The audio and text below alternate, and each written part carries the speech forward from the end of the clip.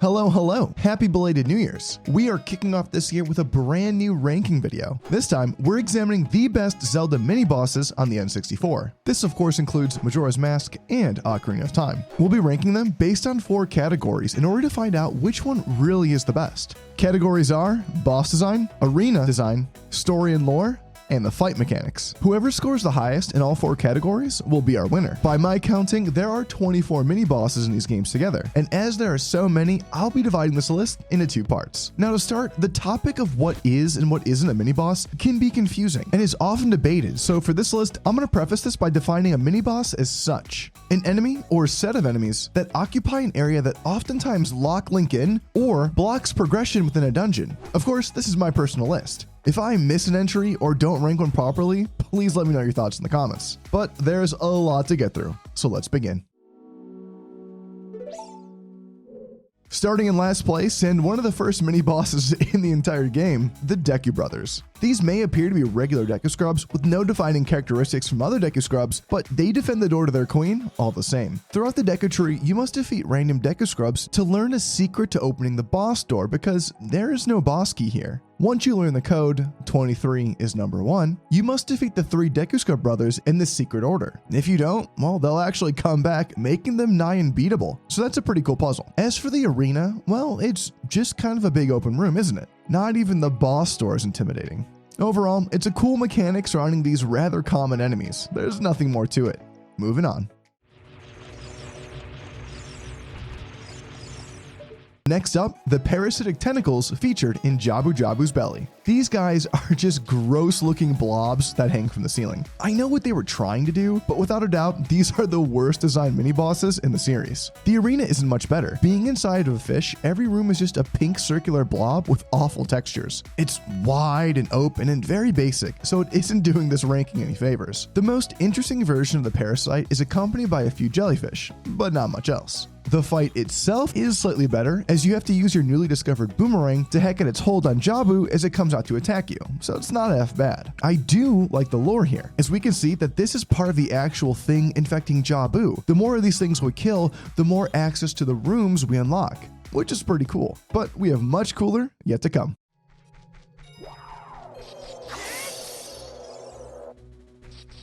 In 22nd, we have the White Wolfos. Now, some of you may not consider this a mini-boss, and you're not entirely wrong, but let me explain. Many entries on this list are just regular enemies, with no changes, but they're placed in scenarios that make them mini-boss worthy. In this case, the White Wolfos guards a chest that holds both the Iron Boots and the Water Temple Warp Song in Ocarina of Time. This is the final room to the Ice Cavern. So, yeah. Anyway, design? Good. I love the way it stands on its hind legs with its menacing claws. Its red eyes are a nice touch, but otherwise, it's the same as any other White Wolfos. For the arena, again, we'll specifically look to the Ice Cavern, though there may be other examples. This room is cool, literally. I like the ice effects and the way you end up escaping. However, the fight itself is a joke. Nothing is different. If you can beat a regular White Wolfos, this is no problem. As for the lore, no clue why this thing is here. I mean, I guess because it's cold and it's a White Wolfos? I don't see anything else. A little anticlimactic for the great reward you get.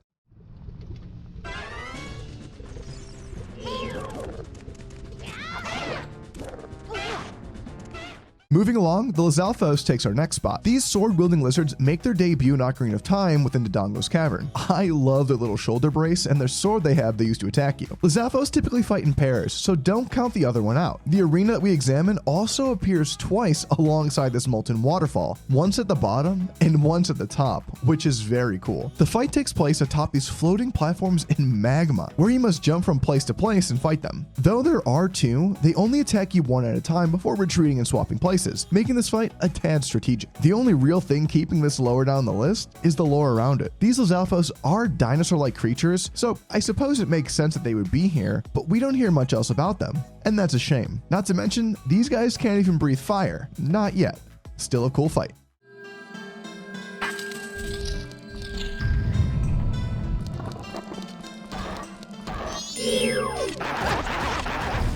Rounding out the 20th spot, we have the mighty Igor. This guy looks the part. One of the coolest enemies in the game, and you only fight him a couple of times, for better or worse, as we'll get to in a second. His eye changes color to determine when he's weak, and when he's not, he's swinging boulders and lasers like a mad machine. Awesome design. The arena is okay. Typically, it's a long, narrow passage with no way of getting around him. The most intimidating one is when you fight him in the inverted passage, as there's only sky below for you to fall down. The combat mechanics are much better. Though arrows and hookshot can stun him, light arrows can make quick work of him, and in fact, so can bombs. So he's a bit of a pushover. Unfortunately, lore is another big detractor here. In some games, these statues exist, but they are made of concrete. Here, they are fully mechanized robots, much like the Beamos. They don't have much of an explanation or a place here unless you want to start speculating, but there is nothing concrete about that. Literally. They may be similar in essence to the Guardians in the newer Zelda games, but it doesn't make any sense for them to be here specifically, especially in the Stone Tower Temple. So for me, that's why these guys don't rank much higher. Cool enemy, nonetheless.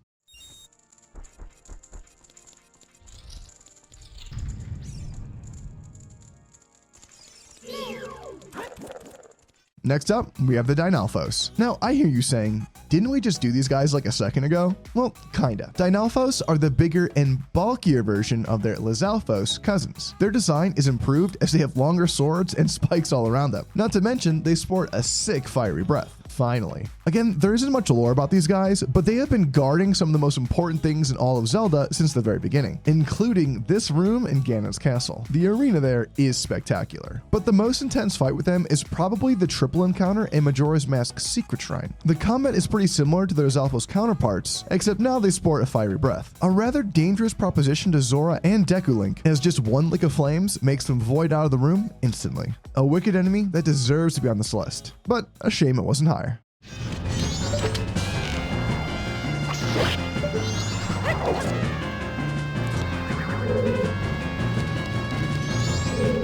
This one might be controversial. Throughout our adventures, you may encounter a Poe, a ghost-like creature, but occasionally you can find a larger version called a Big Poe. In Ocarina of Time, the Big Poe doesn't fit our mold of the mini-boss, but in Majora's Mask, there are 2 times you encounter this one-time enemy. Once in the Well Trading Quest, and once more beneath the grave on Night 3 of Akana's graveyard. The latter is absolutely a cool place. Being able to work with Dampe to unearth this ancient treasure being guarded by the undead Ikana army is just cool. Where it lacks for me is definitely the design and combat. It doesn't look much different from its regular Poe counterparts, and in fact, I think the regular Poes look cooler, but it's nothing egregious. The fight mechanics are kind of lame. Every hit you do forces it to vanish and reappear right behind you. It's very predictable and just adds an artificial length to the fight. At least you can get a Big Poe in a bottle from it, which is worth a cool 200 rupees. Not too bad.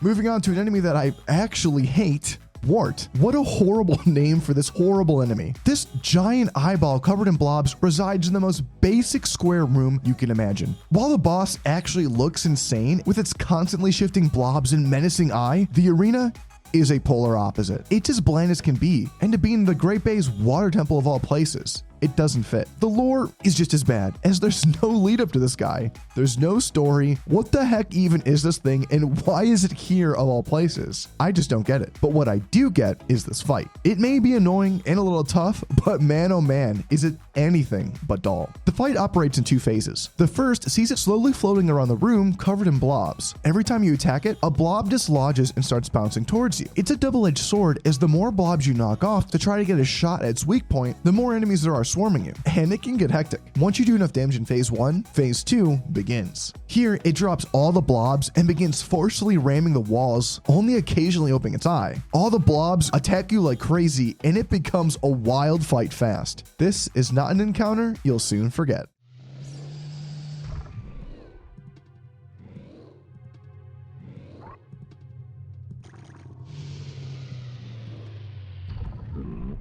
On the topic of encounters you won't soon forget, Big Octo comes next in 16th. This enemy has been in countless Zelda games, and it's back again with a new version, suckier than ever. Its design is actually pretty cool. You can tell it's a giant Octo, but this time he's tougher and bigger. I love the little details. You get to see his whole body due to the arena and its mechanics, which I think are a good design. The arena with these enemies is almost always a circular room with a blocked off center, and this is no exception. Here, there are spikes protruding from a central platform that add a level of danger as you're forced to either run for your life or face off against this giant enemy that's always on the move. The Big Octo will rush you in this room before sucking you up and spitting you out like a piece of bubblegum. In order to beat him, you have to stun him and strike at his weak point. He may not have that much HP, but he is as ferocious as they come. The only thing is that he resides in Jabu, who is infected by some sort of parasite. Why is this thing here? I guess the parasite must have invited other junk to come inside as well. It's just a little weird, but it does play a very cool part with Rudo. When you get here initially, we have to toss her up here, and it's stated that she gets the Zora Sapphire. Soon after, the platform she's on goes up into the ceiling and we hear her scream. The platform triggers again and begins to descend slowly to reveal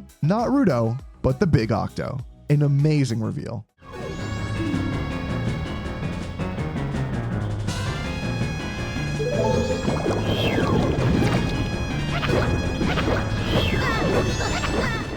Sticking to the water-based theme, next up is the Mad Jelly and Gecko, which happens to be one of the variants of the Gecko mini-boss. The Mad Jelly is a watery-based gelatin creature that is immune to most all attacks, making this fight as tedious as it is difficult. The Gecko itself has a cool design and an awesome shriek. His bounces match him perfectly, and the way that he eventually transforms into a regular frog is a cool touch. The jelly that surrounds him is truly what makes this fight interesting, as its blobby nature will immediately suck Link up if you get too close. I love how the Gecko punches him before socking him out of the blob. It sucks, but it's pretty funny. Using ice arrows here is a must in order to freeze the jelly on the ceiling to make it shatter when it falls down. The few split seconds you have while it's broken is all the time you have to get the Gecko. A truly exhilarating fight. Where it falls flat is the arena. Not only is it boring, but it's basically a copy-paste of the Wart arena. Lazy. The lore is a bit better. This Gecko is actually one of the frogs from the Danjiro quest, one of the best quests in the game. I absolutely love having to go through all these various temples to try to get all these frogs together for one big jamboree. The only thing is, how did this frog get all the way out into the ocean? Altogether, solid entry.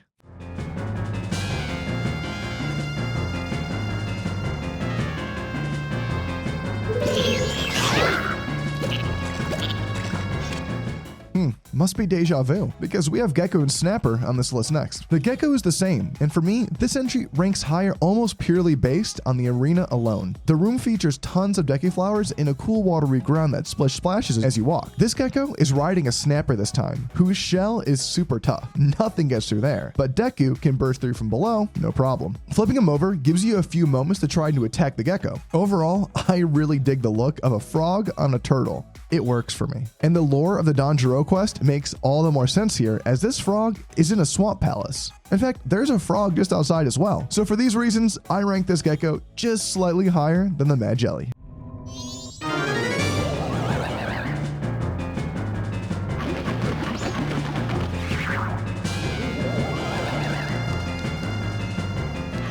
And last on our list, rounding out the top of the bottom, is Wizrobe. This magical enemy has been seen in Zelda games from the very beginning. Wizrobes can either come in either fire or ice form, with a weakness to the other. They look super cool, and I love the sound and look of them. Their ice and fire attacks may be annoying, but they look so cool when they freeze you and when they spread across the ground. And speaking of, the ground is normally littered with these magic paths that they warp to. Finding the right one at the right time is the key to this fight, as they're constantly shifting. In phase 1, they appear one at a time, getting ready to cast magic at you. But in phase 2, you'll have to be quick and use all your senses, because they try to fool you with copies. The arenas normally feature these unique multi-teed locations, but my favorite is the upside down lava room and the stone tower temple. Having molten rocks drip from you from above while fighting in an upside down room is a slick touch. And while there isn't a ton of story or lore here, these enemies have historically been an agent of evil and chaos. As such, they litter the realm with their appearance wherever magic lingers. A pretty cool mini-boss. And that rounds out the bottom half of our tier list. Stay tuned, where I'll debut the next set soon, ranking 12 through number 1.